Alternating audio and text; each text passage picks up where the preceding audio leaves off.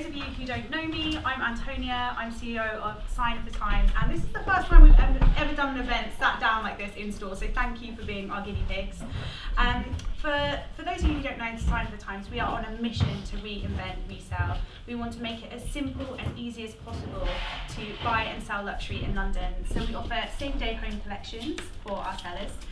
We offer personalised picks via WhatsApp for our buyers, and we have a really exciting online strategy of live selling and big drops weekly.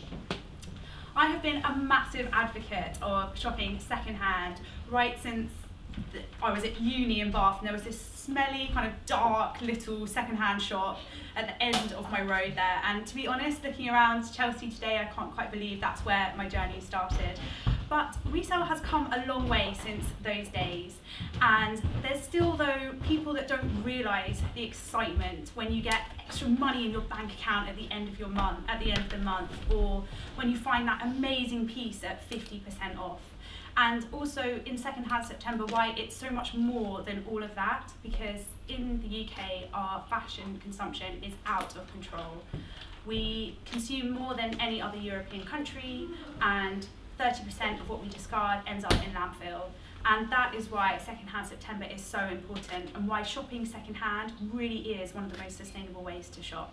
So thank you so much for joining me. I'm so passionate that they're not letting me sit on the panel because I'd hog it. So over to you, Alex, to host this evening. So thank you, Antonia, and thank you for hosting this event in your wonderful store.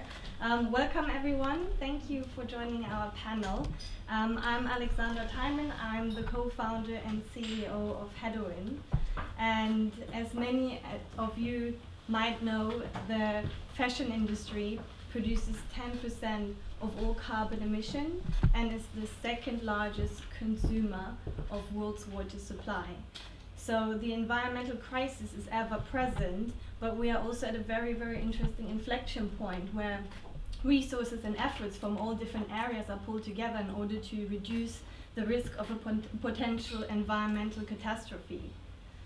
So we at Hedoine and at SOT believe that the future of fashion is about responsible consumption. It's about consuming less and consuming smarter, and also about leveraging on the collective and optimize the usage of garments in order to reduce the impact of the environmental impact. And when we started our journey in Hedoine, my co-founder and I were thinking about exactly that. We were thinking how to make a product that's very inconvenient and wasteful last longer. And I'm talking about tights, because no other product in your wardrobe represents throwaway fashion as much as tights. We are very much used to the fact that they ladder immediately, they rip, often don't even survive a day, and that's why billions of tights end up in landfill every single year. And so we started off by making them more durable, by making them ladder resistant, and now we are also tackling the afterlife of tights by using biodegradable yarns. And that's just the beginning of our journey, and we aim to change an entire industry. And so I'm very, very pleased to welcome tonight 4 experts from different sectors who are doing exactly that. They are changing industry, they do have impact, and they work towards the same objective, which is reducing the environmental impact of the fashion industry. So please welcome GARNETT, Professor NATASHA RADCLYFFE-THOMAS, IRENE MAFFINI, and Jack Connors.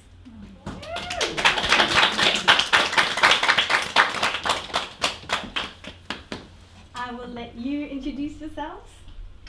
I start? My name's GARNETT, and I am a stylist, and I am, and I guess over the years, the last 23 years, I put second-hand clothes in, high fashion shoots and context. My first shoot for Vogue was with Kate Moss in charity shop clothes, and now, to cut a long story short, now I also work for Oxfam, and I'm the senior fashion advisor, and I do quite a lot with them. That's me, basically. Hi, so I'm Professor Natasha RADCLYFFE-THOMAS. I'm a Professor of Marketing and Sustainable Business, and I'm based at the British School of Fashion, which is based in Shoreditch, surrounded by lots of vintage stores. I'm a passionate second-hand purchaser myself, and similar to the start of the evening, actually grew up minutes away from an Oxfam store, which we were just discussing. So I've personally always been interested in second-hand fashion, but more from a style perspective and not really thinking about the sustainability angle. But the last 10 years or so, I've put my passion for education into sustainable education, because I felt conflicted around working in an industry and in a university that's sort of putting out more and more graduates to go into an industry that wasn't really admirable. So I've been working to change the sort of model of education for sustainability. So hopefully we'll find out a bit more about that during the evening. Nice to meet everyone. Thank you. Hi everyone, my name is IRENE MAFFINI. I'm an investor in sustainability, so I invest in startups across many industries. Got particularly passionate of fashion in the last 3 years, and actually met Hedoine because I'm particularly looking at like new materials, because I think that's an area where you can make a big impact in the industry. And yeah, very pleased to be here tonight. Hi everyone. I'd first like to say it's an honour to be one of two men in this room. I really, very rarely find myself in this position, and I hope it happens much more in the future. But I'm Jack Connors. I work at the University of Arts London, predominantly around, with the Centre for Sustainable Fashion and the London College of Fashion, working with industry and academia to bring new sustainable fashion innovations to market. Everything from new materials to artificial intelligence platforms. I've spent my career doing that across different industries, so built environment, health, physical activity, fitness, and now I find myself in fashion, which has always been, for me, the place I wanted to end up, because it's where, I think as everyone's kind of alluded to, the most impact lies. So yeah, looking forward to getting going. So let me start with the first question base. So you've been a pioneer in sustainable fashion for over 25 years, and you started to shop secondhand when that wasn't even a thing. And since then you kept leading the way towards more sustainable shopping habits. So tell us, how were you able to make thrifting cool, and what did your peers think when you started that in the 90s? Yeah, I mean, well, thank you for, but I suppose I just always, it came from a very, a place from a passion. I just went thrifting, and for me it was just kind of love at first sight. I just felt very connected to it, and I felt it was such a kind of creative outlet, I guess. And I just found that I was finding all these ideas, and and it made me react against fashion in a way, because I just thought I didn't really understand. The more I got into thrifting, the less I understood why you would spend so much money on something that other people could get, because it was so full of rich ideas. And I also felt very strongly, and I actually worked on a fanzine about it called Cheap Date magazine, which had interviews with people I felt were very kind of in secondhand clothes and who were very cool, like Anita Pallenberg, Debbie Harry, Chloe Sevigny, Kate Moss, and all these things that it was not, I felt that the marketing in fashion was very, I didn't like it at all. And I think that for people who are really into secondhand, you see very clearly this other side that's being presented to you, to buy, to want.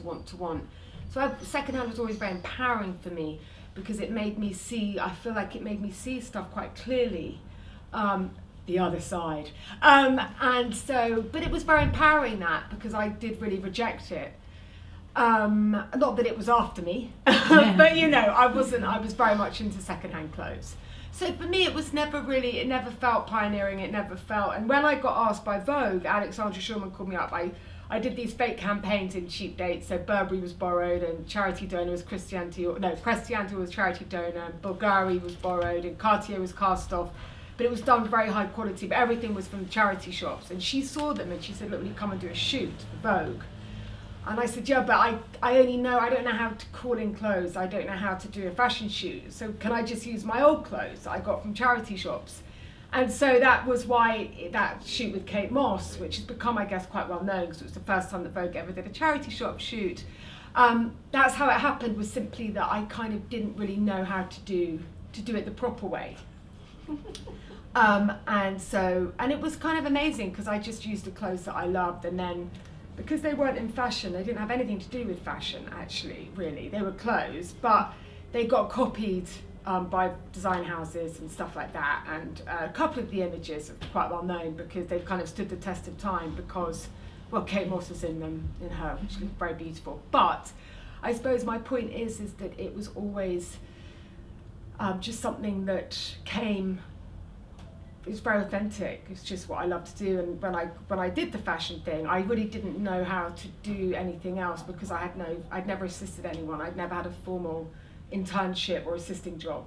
So I sort of fell into it from that just being what I knew how to do, really. And then ever since then, whenever I've done fashion shoots, I've used a lot of secondhand in the shoots. It's funny, I put a rail together and my editor would always say, my God, you always make a rail look like a charity shop. How do you do that? Like, how do you do that? Like, and I kind of could only do stuff with, well, I'd only want to do stuff, or the story would only come alive to me if there were clothes in there that had been used or worn, because for me, clothes are about telling stories. Mm-hmm. So old clothes, I feel, are much more interesting, and I just feel more at home in old clothes. This is old, isn't it? But anyway, I don't know if I've even answered your question. I think for me, it was just, I connected the charity shops. It basically just happened. Just happened. Naturally, yeah. Yes, so Thank you. That's it, really. Natasha, so we know that the climate crisis is growing and ever present, and so is ultra fast fashion growing alongside with it. What can actually retailers and brands do to fight the craving for newness and trends that ultra fast fashion retailers are displaying? So basically, how can slow fashion be fast? Excellent, thank you. And that's such a good question. When I first read it, I was like, how can slow fashion be fast? And then I was thinking, well, what's the thing that fast fashion has had? It's that kind of dopamine hit. It's being able to have something new constantly. It's having access to things. So I think in a sense, and I mean we're surrounded by it here and we're wearing it as well, having accessibility to second hand and thrifted and swapping, all of these different kind of ways of getting clothes can kind of counter the fast fashion model, because you can still, I mean, as humans, we like novelty, we like new things, we like to dress up. Fashion, the thing that I love about fashion is about identity. And you know, when I first was into fashion, it was all about trying to look like someone from the 1960s. I was a bit obsessed with Twiggy. I used to make little skirts out of cushion covers, and luckily I was like a beanpole, so you know, I didn't have to do any darts or anything when I didn't know how to do it. But then what I've sort of realised, especially talking, you know, to people about fashion, is that for the last 5 or so years, all the stories about fashion have just been horrible.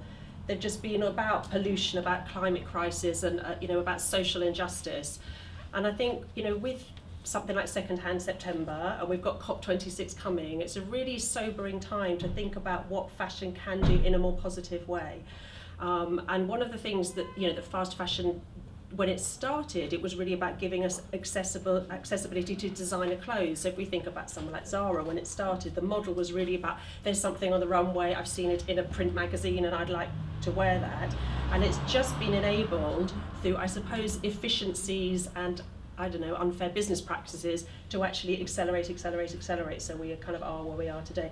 So I think, you know, going back to the beginning of the question, I think slow fashion can be fast when you actually, you shop in your own wardrobe, you upcycle and adorn things, wear things in a different way, or you swap with your friends, or you thrift and you hold on to things. So you keep the value and they keep in a system, and it is much more circular. So I think that's where, and I think those stories around slow fashion are just much more appealing. I mean, you talked about clothes and stories, and often I actually rarely shop, but the one time I do like to shop is if I go to a conference somewhere, and then I'll often find a little charity shop or something. So I managed to buy this beautiful, magnificent skirt when I was actually delivering a paper about Make, Do, Amend, and they had a bit of a sort of jumble sale at the back of the hall, and just thought, well, that's lovely, isn't it? So that will always remind me of that really nice time that actually was in Bath. And I've got that little story with it, and then my fantasies of what it is, and I guess if I was bored of it, I could pass it to someone else and they could enjoy the stories of it. So I think that's really a way that slow fashion can be fast and be more appealing. Yeah, thank you. and there's also challenges on the financial side as well. So investments in fashion companies are usually tied to traction, to growth targets, and that seems contradicting when we imagine, a company would actually choose to reduce its margins in order to use more sustainable materials, for example. So Irene, from your experience and as an advisor for the Sustainable Fashion Syndicate, how do you see this evolving in the next years, and is real transformation actually possible without challenging fashion's growth business model? Yeah, I think this is quite of a big question, and I think a way to kind of reply it and also not being too kind of heavy, I guess, is seeing the biggest risk that investors, face when investing in kind of the apparel sector. So the first one is definitely shifting consumer demand towards sustainability, especially I guess with younger millennials, so like Gen Z, that they want to see more sustainable clothes. They want to, they check the sustainability claims, so they have certain demands when it comes to transparency, and also they can read in greenwash. And also, what we were also discussing before, I think they are the generation that really don't care about ownership as much as the older generation, so they're very happy about consuming fashion, but renting, kind of buying secondhand, like swapping, like sharing, and I think these new business models like also add a potential revenue stream for some of these companies. And I guess the second kind of big risks that investors perceive is really around the tightening of regulation, which is I think a theme that we might kind of discuss tonight. And really there's an expectation that a lot of things will change on the regulatory side, that will essentially make brands pay for the pollution that they generate, and that will really change things and oblige companies to adopt more circular business model, as well as essentially kind of pollute less, and with pollution I mean kind of carbon, water, and kind of waste impacts. And I guess now we can see that the investors are, demanding, the board of large companies to start addressing sustainability, and we see all of these big companies doing that at various degrees. So at the very basic level, sustainability is definitely a topic that is discussed on their boards. Then when it's more kind of in more advanced companies, we see that they have committees on their boards that just focus on sustainability. They have remuneration of executives that is linked actually to the sustainability targets that they can achieve. And also we see companies that start like setting up sustainability strategies, again with various degrees of seriousness to it, or the way they need to set up targets that are time bounded. They are based on more like what we call kind of science-based targets, and they can demonstrate that they have a plan and a roadmap to reduce emissions, water and kind of waste impact, at the same time as adopting more circular business models. So they, looking at targets on reuse or like recycle, or like the use of kind of sustainable materials. So I think it's quite of a kind of big theme, but connecting, these financial KPIs to more environmental KPIs is key. And I think, I've seen quite a lot of asset managers starting like doing it, like Schroeder, for example, recently is trying to create an index of companies based on that. And it's very hard because you have to look at things like, yes, all of these environmental KPIs, but how they're linked to financial KPIs. So having this impact down at the product level, revenue level, so that you can really compare apples with apples. So yeah, it's quite of a big thing to do. All right, and looking at solutions, of which many will be driven by technological innovations, Jack, in your role you have a 360-degree view on market innovations that aim to make the fashion industry, the textile industry, more sustainable. So where do you think as an industry could we have the greatest impact within the next years? Yes, so a bit like you, Irene, a huge question, and it's difficult to answer because it's hard to compare different areas of sustainability. Circular economy and workers' rights, they're intertwined, but they hold value in really different ways. So I'm going to take more of an environmental perspective. I think I'm also like the technical R&D guy on this panel too. So I'm going to try and cover a few of those points. But First, to me, if we look at like a product perspective, I think we really need to nail the full life cycle of a product, and that's from the fibre origins all the way through to making sure that products whip round that circular economy as many times as they can, hopefully forever. And then if they can't, making sure we dispose of them in the most sustainable way possible. And you know, in my experience, I see loads of innovation in fibre sourcing, in manufacturing, and the thing I think that's missing at the moment is the finishing of garments. So what we coat them with, you know, what we dye them with, how we wash them, because you know, there's a huge sustainability impact opportunity in the process itself. It's really energy intensive. There's loads of chemicals involved in it, but also a lot of the time the way a textile is finished is directly correlated to its circularity potential. So, you know, and to put that into perspective, I had a conversation with an umbrella company about a year ago, and they were quite rightly patting themselves on the back because they made this great new textile out of recycled fibres, and they were putting it in their umbrellas and had a fully recycled umbrella. And that was absolutely awesome. But they were coating it with a chemical to waterproof it, which meant that that textile could not go on to be recycled. So you kind of ask yourself, what's the point? You know, why are you doing that? Why are you investing in it? Why are you lowering your margins, as you were saying, to do something like that? So some of the cool things I see at the moment in businesses that I'm working with, I'm working with a business in Leeds called Keracol, and they are directly applying natural dyes at a commercial scale. So they're looking at blackcurrants, for instance, and delivering really beautiful purple textiles with blackcurrants. And the important thing there is that scale, because that's really hard to do. You know, green chemistry at scale is, you know, top-notch stuff. But on the other end of the spectrum, working with a heritage manufacturer in Northern Ireland called William Clark & Sons, who make beautiful linens. And they're looking to bring their process up to the 21st century. And as part of that, they're developing new ways of coating their linens with fire retardant chemicals, which are sustainable in their origin, but also allow for, you know, those materials to be recycled. And then I'd also like to take a bit more, because I realise that's kind of like deep diving into a little bit of a technical area and satisfying myself maybe in that sense.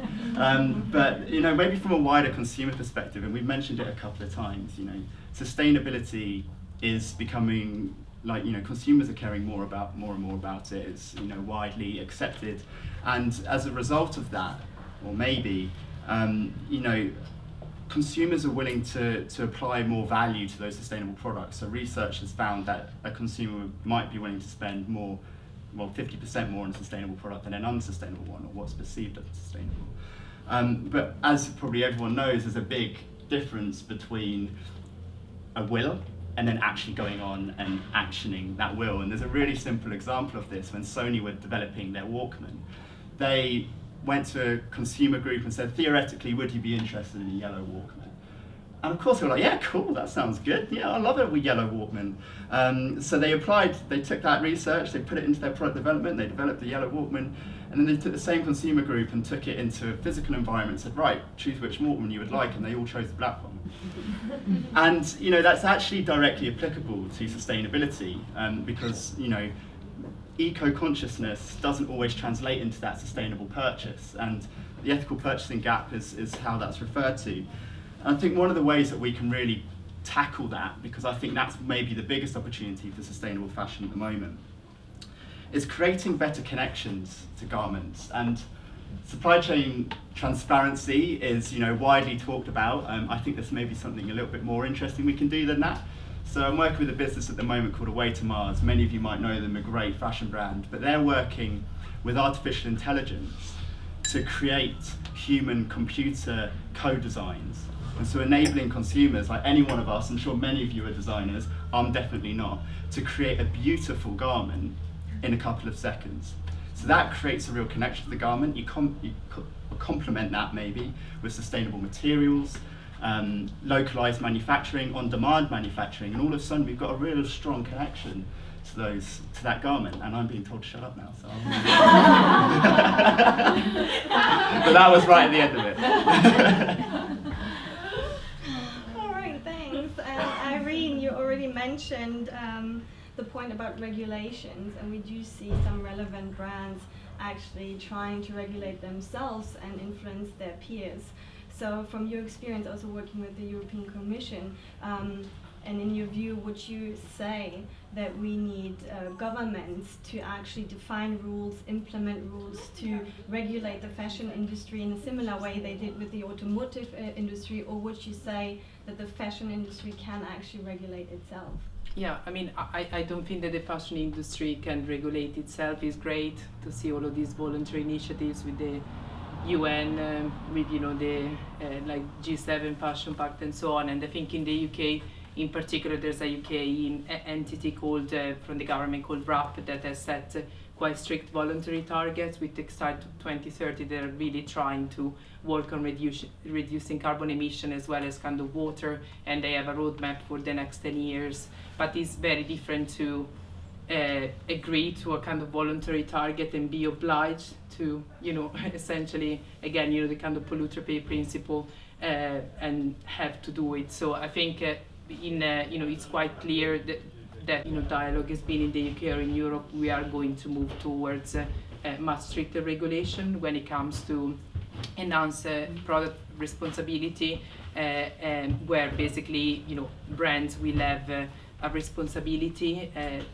for the all of the garments and their kind of disposal the same way this has been done for like electronics, automotive, and other sectors, as well as change in eco design, where things will need to be designed thinking about their disassembly, how they will be reused, fixed, kind of like recycled, as well as I think adding some targets on reuse and recycling. And I think these are all needed to be able to, oblige essentially all of the players to really implement sustainability strategy, but also to absorb the cost of kind of polluting, so that you can really, accelerate the business case for circular business model, which unfortunately at the moment, they are not like there. So there's definitely a big need for the government to step in, and the industry has been, some of the leading players have been asking for regulating the industry. That hasn't happened, but in Europe we have France as a very good example of a government that's taken a very strict basically measures for the fashion industry and other sectors as well. Now all brands cannot, from 2023, they won't be able to incinerate and send to landfills all of the clothes that they have overproduced, so they can only donate them to charity organizations or recycle them. So that's, I hope we will see more of these across European countries as well, the UK, because I think this is needed to really correct the system. Thank you. And talking about communication, Natasha, so I think more and more brands realized as well that consumers like to support sustainable businesses, and unfortunately might misuse that or the topic around sustainability as a marketing tool. So what would you say, how can consumers actually distinguish between true sustainability and greenwashing? That's a great question. I think one of the issues is it's so complex for consumers. There's so many different aspects, and I think during the lockdown, a lot of us got really familiar with supply chains that probably many of us hadn't thought about before. Unless you're actually in buying in some way, you probably didn't think about supply chains, and people became more aware of the different processes and the people side of fashion and all of the different impacts. And so in one way, it's almost paralyzing to make a choice. And if you're sort of looking, you're looking to brands and businesses to sort of help you with that. And so there are various different sort of sustainability badging systems and criteria, but there are so many multiple ones that is also quite difficult. I think what's good is that governments, sort of building a bit on your point, are responding to this, and it's going to be increasingly harder for businesses to make false claims. But I think in general, for lots of people, it's really thinking about what's the thing that's most important to you.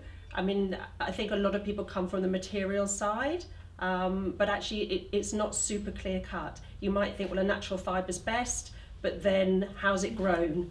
And all of those things, and actually often it's what you're going to use something for. So if you're going to have some sportswear or performance wear, you're going to go hiking or something that's become really popular during the lockdown, there may be some actually a synthetic that's going to last a really long time and you're going to look after might be a better choice. But I think it's all about trust And so I think a lot of people are finding those smaller startup brands who've been founded around sort of social justice principles, around sustainable business.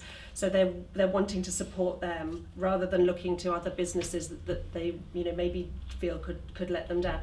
I think it's a great area to be interested in, but what I think I'd really love is that you didn't have to think about it. And I think that's where, again, the government side and the regulation needs to come in and to support, not just with punishment, but to actively promote better practices. And I think there's a lot of stuff that goes on, especially in the online space, where as much as many people are moving into a more sustainable space, I don't know, maybe more people are still sort of churning away at fast fashion. So I think some of that just really does need regulation. But I think a lot of brands now with transparency, we have the Fashion Transparency Index, a lot of brands are telling us about what they do. This is where we produce, these are the people who made your clothes, these are the processes. So I think for those of us who are interested in that, there is more information out there to find. And then I think when you find those brands you trust, but also I think a nice thing about secondhand is almost you're not having to make those same choices. Because actually in the research that I've done around this, a lot of people, even very activists, sustainable fashion activists will say, well, I'll buy a fast fashion piece from a charity store because you're not actually giving your money to the fast fashion brand anymore. So in a sense, buying something secondhand is actually kind of manoeuvres you around that a little bit, and then holding on to things, that you're, not, feeding into the landfill and the waste. Yeah. Thank you. And brands and retailers have been slower to embrace resale, potentially seeing that as a threat to selling their new products. So, Bay, what are your thoughts of the future of resale? I mean, I think it's just going to get bigger and bigger and bigger. I mean, actually, I was talking to someone today who actually owns a big department store, and we talk about kind of sustainability and all of that stuff quite a lot, and because we both enjoy it. And she said, God, it's going to be really soon, people are going to say to each other, people, we bought a dress and we just wore it once. It's going to seem really kind of incredulous that system was the norm, and I think that it's really interesting what's happening when you look at the fashion brands, like Gucci is partnering with first did Real, and then you've got Vestiaire and McQueen, and you've got and these huge second-hand sites have brilliant logistical, it's very complicated, and they've got all of that stuff in place. And so these fashion brands, I think, are really realizing that they have to have that element to them where they're selling second-hand. And they're kind of, they're partnering with these big online platforms. I think it's really interesting. I think we're at a total turning point at the moment because everything is happening. I mean, even 3 years ago, none of these conversations weren't happening, really. And so it's all quite kind of, you ask me, I'm not quite sure what's going to happen. Is it that Gucci, etc., are going to produce much less and sell secondhand? Because the real problem is how much is being produced, right? So it's not enough that there's tokenism of selling secondhand as well as producing all these new clothes. So, but they're definitely secondhand, to go back, positively, these brands, big fashion brands, are really, they're really recognizing that the consumer needs to know that they're doing that. But as you're saying about the fast fashion, it's the Wild West out there. And that's really problematic. It's really hard. It's so, it's just a much, I don't know. But I really think it's great that secondhand has just changed so much in its perception in the last 3 years. And so it's great that it's expanding out to the fashion designers and the big fashion houses. And it's amazing, having been doing it for so long, having worked with Oxfam for 5 or 6 years now, the change I've seen, and even I would say this last 3 years, 2 years has been really, really amazing, huge, very, very quickly. All right. And last question goes to Jack. So according to the Ellen MacArthur Foundation, every year about 40 million of tons of textile waste is sent to landfill or incinerated. So this is largely due to restriction in technology, but also because of the fact that not every material can be recycled or is biodegradable, or would biodegrade quickly, rather. So based on the innovations we are seeing, do you think we will get to a point in which we will be able to create new garments that are only using only materials that are recycled and or biodegradable? Yes. Is the short answer to that question. Very good answer. Yeah, but it's not going to be easy at all. And if we think about recycling to begin with, creating circular economies is super difficult. And I don't know if you guys have seen, the Institute for Positive Fashion released a report yesterday focusing on how we can create a circular fashion ecosystem here in the UK. And I'm not going to lie, I didn't read the whole thing. I read about half of it. And what jumped out to me is just how many players are involved and how complex it is. And I think this is exactly what, the point that you were coming to, is that if we are going to do this at scale, we need to make sure that it's simple and it's consistent fundamentally. And ultimately, for me, that means that there's we democratize the access to circular loops and make sure that everyone can access it and benefit from it equally. How do we actually go about doing that? And besides supply chain transparency, again, we've already pointed out, that's probably one of the most important areas. I think first of all, design. And it's not just designing for recycling. I think first of all it's designing for durability, exactly what you guys are doing at Hedoine. I think ladder resistant tights. I'm not a tight wearer, but I understand the benefit of that. But also, Irene, what you mentioned around designing for disassembly, making sure that recycling is really efficient and effective. And there's a startup out in Belgium called Reeducation who have a fantastic product, Irene knows, which is a thread that melts at high temperatures. And what they've proven is that they can disassemble a garment 5 times quicker than a manual process, which not automatically, but helps justify why we might start approaching recycling if we can do it in more efficient and effective ways. When it comes to biodegradability, I actually, for me, it's one of the most exciting areas in the fashion industry at the moment. There's just so much innovation going on in biodegradable fibers and textiles, and it plays a huge role in a circular economy too, because we aim to have this product loop which is just never ending, but ultimately for a very long time to come we're still going to need to put fibers into that, and fibers are going to come out of it. So we need to make sure that they are biodegradable and sustainably sourced. And for me, a really cool area of research and development is biofabrication. And that can be inspired by nature. So there's a business in Japan called Spiber, who are inspired by spiders. And they, particularly the spider silk, and they've modeled what they call their brood protein fiber on the mechanical properties of spider silk, and it can be applied in all sorts of different ways, and it's biodegradable. And it's really fine fibers too, so very cotton-like actually. Or we can literally work with nature. So there's companies all around the world working with algae to develop fibers in more environmentally friendly ways than the likes of cotton and the synthetic fibers that we see.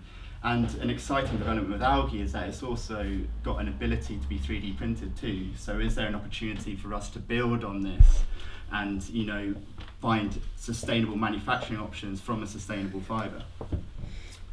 There is still a hell of a lot to do to achieve this on a commercial scale, and we've already mentioned the kind of stick approach that we could take to really making brands fundamentally take this seriously and help scale the innovations. And one of the areas which I think is going to have the biggest impact in a stick sense is the extended producer responsibility regulations that are going to come in for the fashion industry probably within the next couple of years.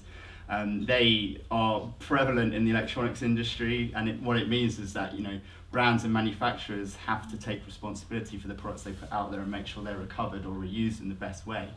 And that's one way to make sure that fashion brands, the big players, take it really seriously. Thinking about more of a carrot though, government funding is really pushing in this direction too. The government released their Build Back Better strategy after the main hit of COVID, although we're still going through it at the moment.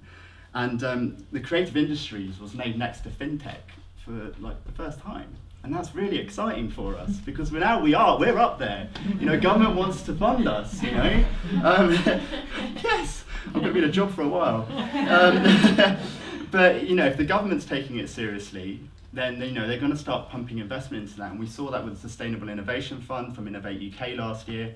You know, UAL gets a lot of funding to give to SMEs to help develop their innovations, and the likes of RAP too are doing that. And you know, ultimately for me, this demonstrates that there's enough of an appetite to get these recycled textiles and materials on the market quickly to have an impact. Now there's a question for all of you, short one. What can we do today from your point of view to become more sustainable consumers? Do you want to start, Ray? I think we all know, right? I mean, I guess fly less. I mean, everything less, but I think the most important one, and actually secondhand is great and it's a great alternative, but I think what we need to all do is buy less. I mean, that's what I hear from every expert that I've ever spoken to, really, is, and I could be wrong, but I think that certainly is we all have to buy much less of everything. Phone chargers, phones, clothes, you know, it's just shifting our mindset, and it has to be done at a very, it needs to be done at a government level, because habits die hard, old habits die hard. So that's my cheery note. I think I'm going to go the opposite way. There are a lot of really big and enormous challenges that we can't deal with, but I think don't underestimate the influence you can have as an individual.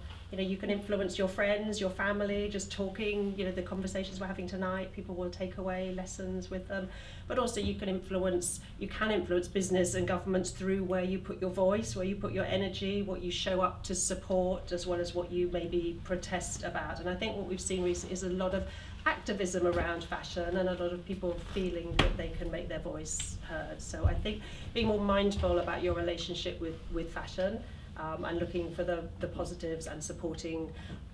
When I look at it in education, I like to share the stories of good work as a model against the sort of bad side, so that we balanced each other. Yeah, I guess for me, I mean, I agree. I think, you know, the easiest way to be kind of sustainable, just talking about clothes, is buying kind of second hand, just because, you know, that's, you know, you don't, but if you don't want to buy second hand, you need to do quite a lot of research, and it's quite hard. And I guess for me in particular, you know, I might know a bit about materials, so that's my main, you know, criteria when choosing something. And hopefully, you know, in the next 5 to 10 years, we will see so many new materials coming into the market that, you know, and there will be even like, I don't know, like the landscape will be very different. If now the choice is like cotton or like polyester mostly, then we will have, you know, all of these, I don't know, hundreds of new materials, in my opinion, that could become kind of commercial. So that's maybe how consumers can be more sustainable, or like going for totally different models, like actually renting a dress for that particular event you're going to.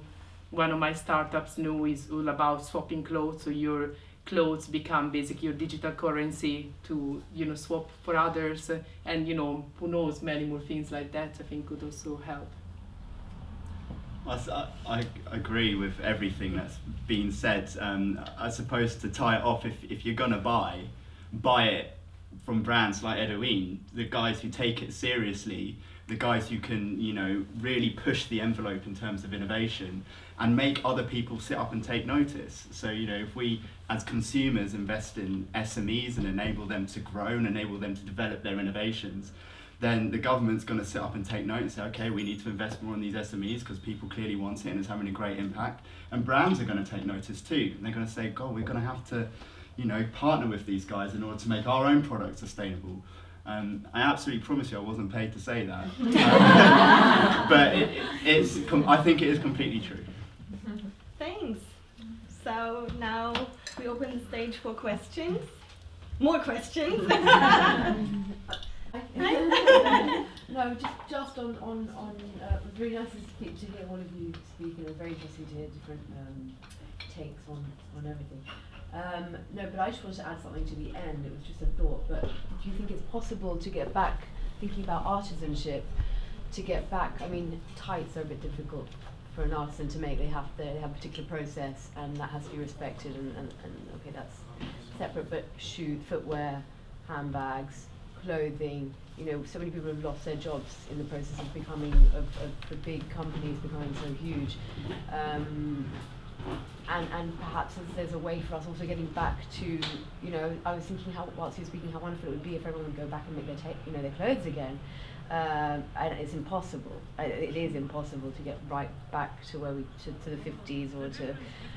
But maybe on some kind of level, and again, I think as you said, in at government level, we have to do something about all these lost trades which are being lost in the process. And at the end of the day, we all love and we search for, because we've been, I think you were right in saying in the last few years there's been a massive I remember, I'm a shoe designer, and I remember 44 years ago thinking, you know, what's next, like what's coming, all of us saying what's happening, and you're right, this is the big turning point, this is the revolution which I knew and so many of us knew was coming. We just didn't know what was coming. You started with I'd love for us to get back to artisanship. I think if there's a way for us to get back to, I took a dress, picked up, finally say it took 2 months, but a dress from the 80s that someone had given me.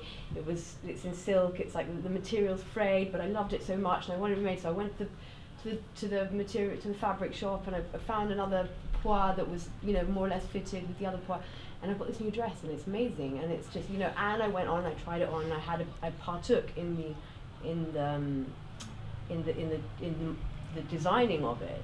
I'm not a dressmaker, but you know, I did it how I liked. And I think so many people today, what technology has done, it's brought us closer to becoming designers again, where everyone takes part in the creation of their shop. But if we could do that at a level which is also, you know, is not computerized, but is also going back to the artisans, that would be a great thing. That's what I think. I think that ties beautifully in what you said, Natasha, about the story, right, and how slow fashion can become maybe not fast, but meaningful in a way, right? If you remember that, and you know, someone gave you the dress and you actually fixed it in a really nice way, and I think that's pretty much. I think some of this as well, it really, I lived in Hong Kong for a while, so when I lived in Hong Kong I had a tailor and I had lots of clothes made.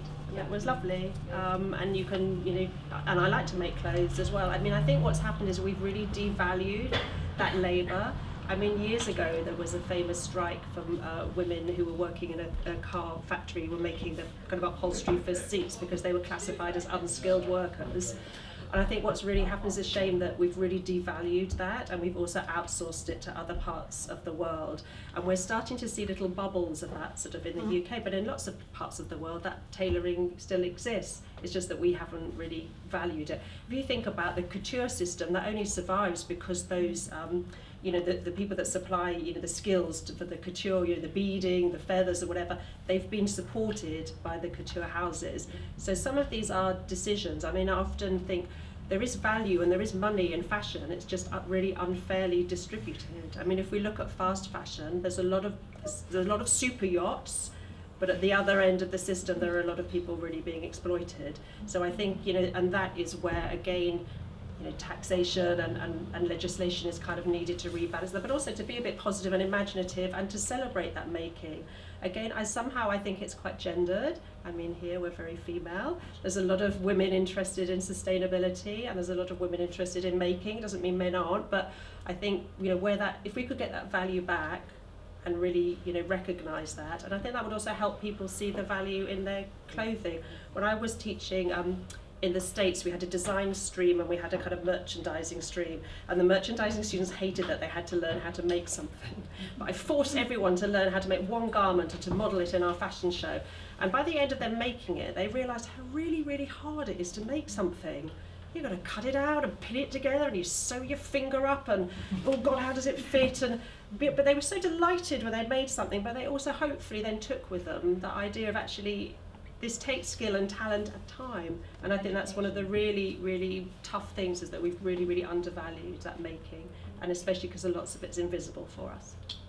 And there are 2 startups in London, one called Sojo and one The Seam, that basically focus on making, I guess, kind of, you know, alteration or like, you know, fixing your existing kind of garments and shoes by employing also kind of local talent and a lot of maybe people that lost their jobs or, you know, I don't know, retired kind of like women. And I guess this is a little bit formalizing these, you know, these things that would happen anyway, and also making it easy for consumers that they want to, you know, fix something in the wardrobe and can just like book on the app and get it, you know, picked up and then kind of redelivered. And I guess, I don't know, I come from Italy, so these type of things would be totally normal. Like you would still have, you know your tailor around the corner, shoe mender, they do an amazing job. You spend very little money on it, and this, you know, everyone does it. But here it's kind of a bit different. So I think maybe, you know, more of these type of companies could help support this ecosystem. So it's up, did you say was? Sojo and the Seam, but they're very, like, they're both very early stage startups, like in terms they might operate in some bit of London, and so, but hopefully they will grow. Yeah, I just wanted to ask, I think that it is about re-education. I don't know, it must be a government level thing, because I think people that love their clothes understand how, you were talking about how we've devalued people making stuff. I mean, in England, I mean, I'm a designer, but to get anything beautifully made costs an absolute fortune because it's labour and components and that sort of stuff. I keep thinking of Boohoo.com, Pretty Little Thing, all the young who don't have that much money. That's what they go there because it's a bikini for like £2 or a t-shirt for £10 or whatever, and they get that sort of hit. I guess what I'm trying to say is the re-education needs to happen, like for people to go to Oxfam and to be as excited about it. For young people to go to Oxfam and be as excited, like it's a sort of candy shop. But I guess that has to start at a very like basic level at school, and I guess the government need to address that probably. I don't know how now. The kids, well, that's the thing. you know, into they're second-hand. the hope for Teenagers the are hope. really into second-hand. Yeah. I mean, Yeah.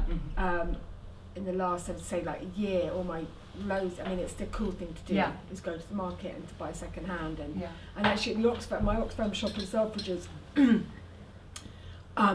No, sorry, there are loads of kids Young. there. There are Yeah. fashion students. Yeah. And It's I mean, I know exciting, that's a yeah. tiny minority, really, but I feel really positive about. They're really turning. I don't know about mass market because that's not. But there's certainly a lot of young people So there is who are movement. turning their back. They want second hand, and that's the cool thing to do. And I think that's really important. Is something being cool and desirable. Yeah. You know, and being the thing that is a style choice. Yeah. And that's that. I think that's Yeah. beginning to really happen. Yeah. Is that Really- kind of? Yeah, what no, we're exactly. talking It's about? really exciting. No, it's just it feels like such a big thing, but actually, you're right. It is happening, and the young are sort of getting excited. about As that, well and with they care. Depop. I Oh. mean, Well, Depop, exactly, yeah, in it's the kind eBay of, and yeah. yeah. Education should start at home though, because when I was young, I used to go looking around second-hand shops or Camden Market. You know, bought my first fur jacket at 14.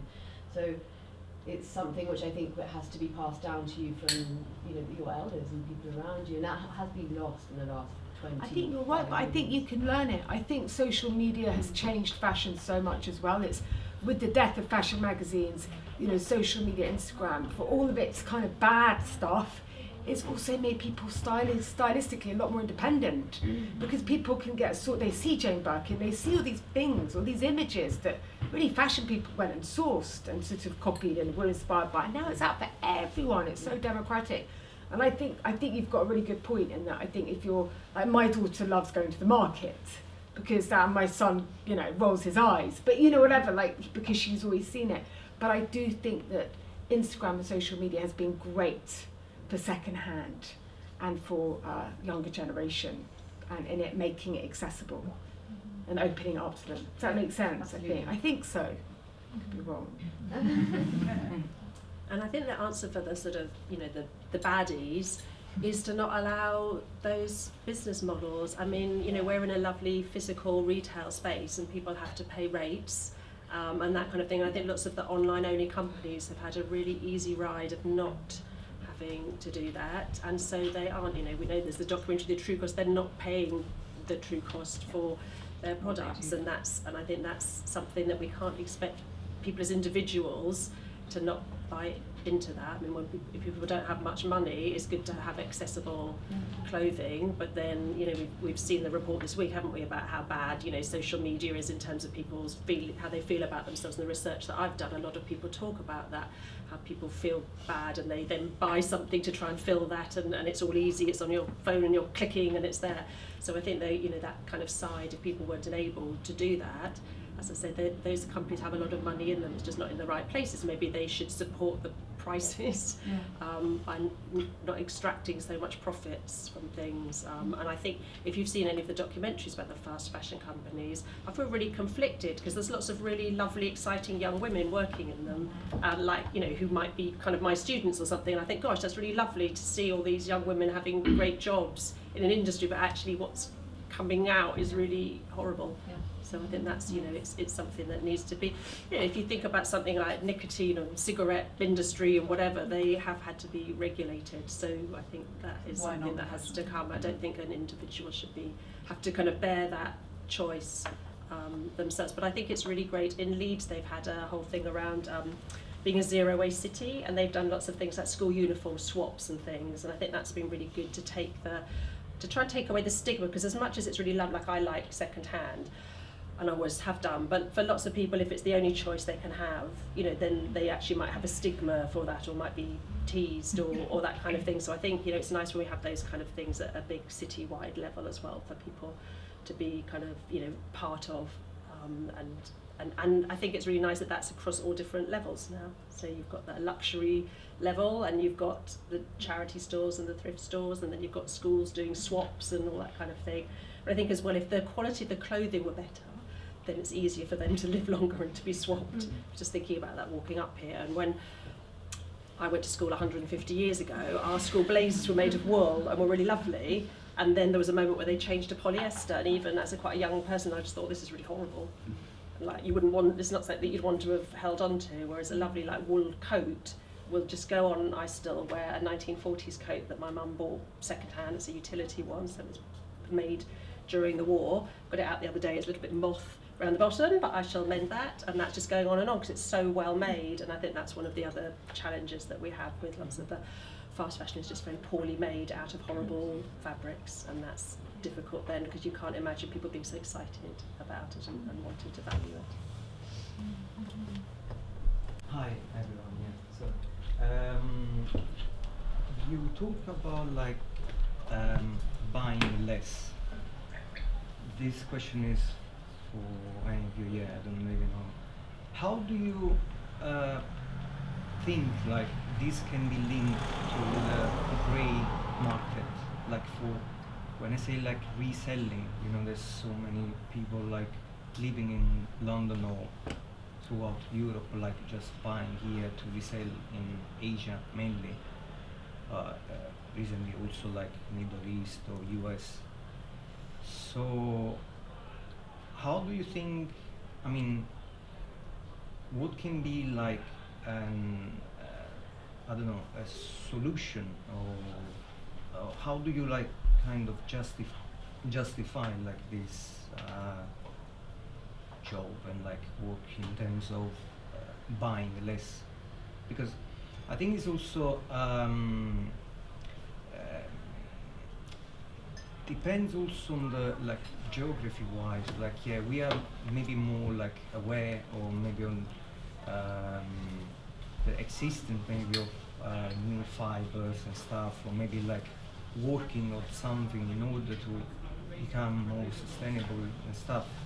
But probably then in some countries, yeah, there's not like enough knowledge probably, and yeah, how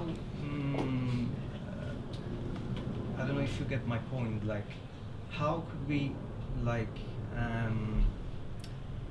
yeah, like find a solution instead of for these kind of activities like jobs and stuff?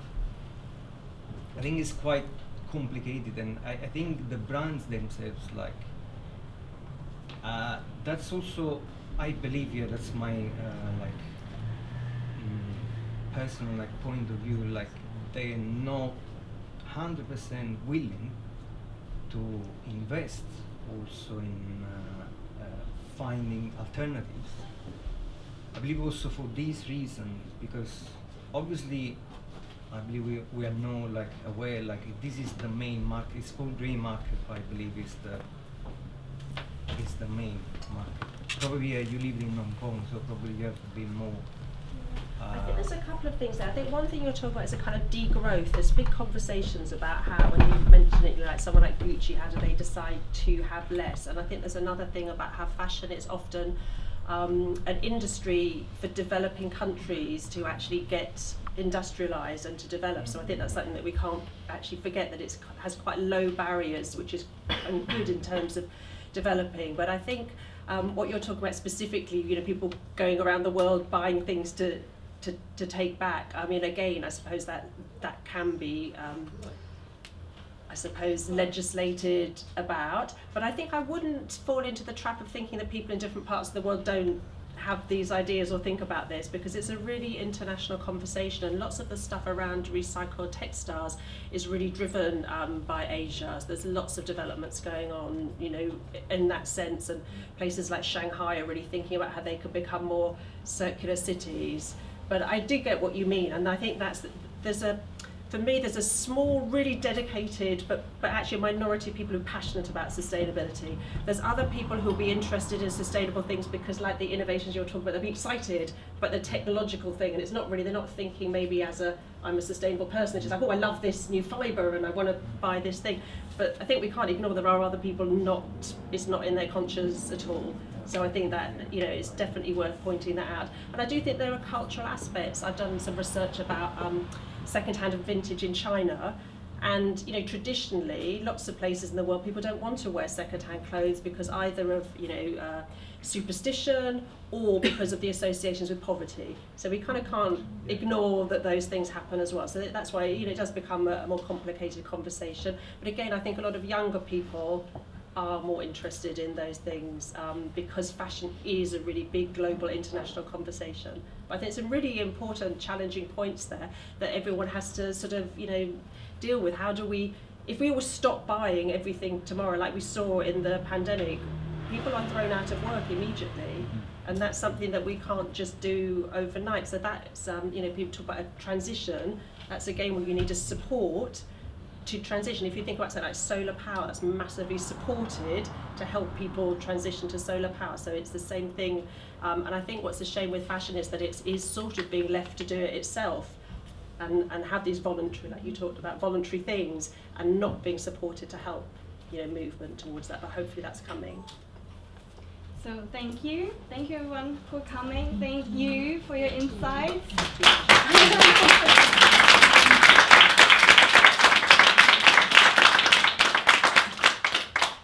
A great conversation, and now I wish you a lot of joy shopping here second hand, and downstairs